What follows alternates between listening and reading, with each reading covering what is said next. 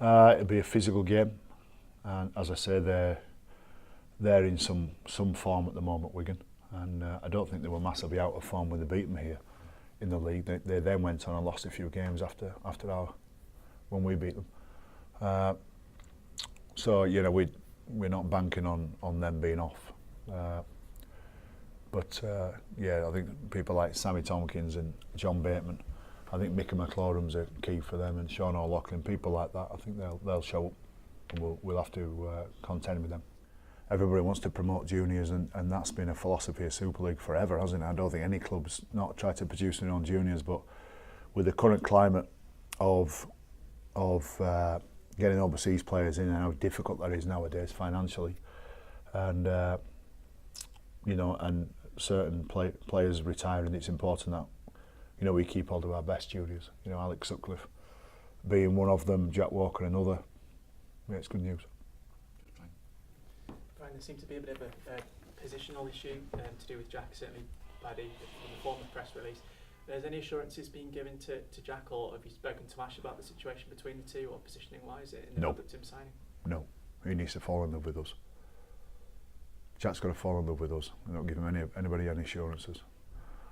Now, listen, once he commits, we can assure him that if he plays well and he deserves a shirt, he gets a shirt, and if he continues playing well, he gets that shirt. There's no drama with that. He's got to wrestle that off Ash Golding, though, who's also an unbelievably committed bloke. Ash Golding has been a joy, really. And I know there's some stuff in his game that he wants to be better at and needs to be better at. He's only a young man, though. It's hard listening to some of the criticism of Ash Golding at the moment. He's still only a young man. I remember Zach Hardacre started to play fullback with us in maybe about 2012, 2011. He came to us and was centre. And halfway through the year, Webby stepped down and Zach started playing fullback. And he hasn't had an easy run, Zach. And Zach's still learning things in his game, Zach Hardacre. So Ash Golding's still a young man. We make a commitment to young men, and we started this next generation off. So when you hand Ash Golding the #1 shirt, we didn't hand it over to a bloke who's got no improvement in him, who's at top of his game. We all know he's going to go through some periods where he can get frustrating at times. But what you've got with Ash Golding is a bloke who just loves the club, who'll do anything for the club, who will be there when times are tough, who will be there, who'll come in early after big losses, who when you win will do it with a bit of class as well. So in terms of making assurances to anybody else about signing for the club, no chance. No chance. You fall in love with us first and you want to become part of us. Then once you're in it, when you've come through those doors and you say, yeah, I'm with you, coach, right, well, you can start getting some backing off us as well. You touched on criticism of Ash there, but another player that was criticised a lot, some might say, over the weekend was Tom Briscoe. I'm just wondering what kind of week he's had sort of in and around the team, and I imagine for the players it's about collective responsibility off the back of last weekend. Yes. I got no real issue with people questioning Tom, and it's bound to happen given what's going on. But that's the brilliant part of it, that Tom can react, and it's not going to be an easy reaction, and it's not going to be an easy turnaround. But I back Tom to have a say this year for us. Now, that was hard footage for Tom to see, and it's hard news, and it's a harsh reality what happened at the weekend.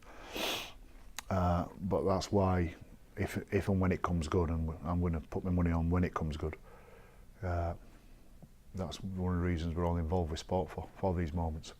It was a dark moment on Saturday, but then we've all had dark moments. In my time at this club, I've seen some of our leading players have some dark moments, not just for one game, but 3 and 4 games on the bounce. And you stick with them, you see them through it, you back them, knowing full well that they'll come good. But at that period of time, the likelihood is they're going to continue to go through those dark periods. Tom's been a fantastic player for us. In the not too distant past, he scored 5 tries at Wembley. 5 tries at Wembley. Shocking me stats. And was part of a backfield that had some incredible numbers, towards their game in terms of stats and meters and tackle bust. So we've got to find Tom, and he's got to find that game again. Looking ahead to the Wigan match, I know you've touched on it before about the changes that you made a couple of weeks ago for that match. Do you still sort of stand by the changes that you made and resting the players, and does it have any psychological advantage for Wigan going into Friday's game?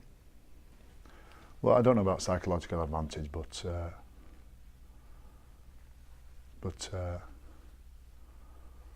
again, I don't really have a grievance with anybody having a criticism with what I did in against Wigan, resting players before the Challenge Cup semi-final. People could criticise that, and it'd be an easy version of criticism, really. In 2012, we went to London. Wrong. In 2011, we went to London before the Challenge Cup final. I didn't rest anybody. In 2012, we went to Catalans the week before the Challenge Cup final. I didn't rest anybody. And we lost both games.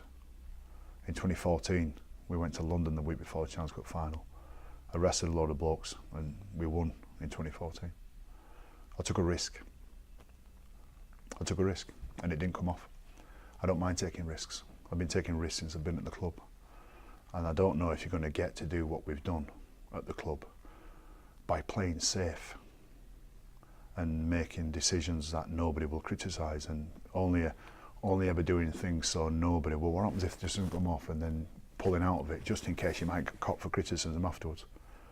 So we didn't lose the game because I rested a load of blokes the week before.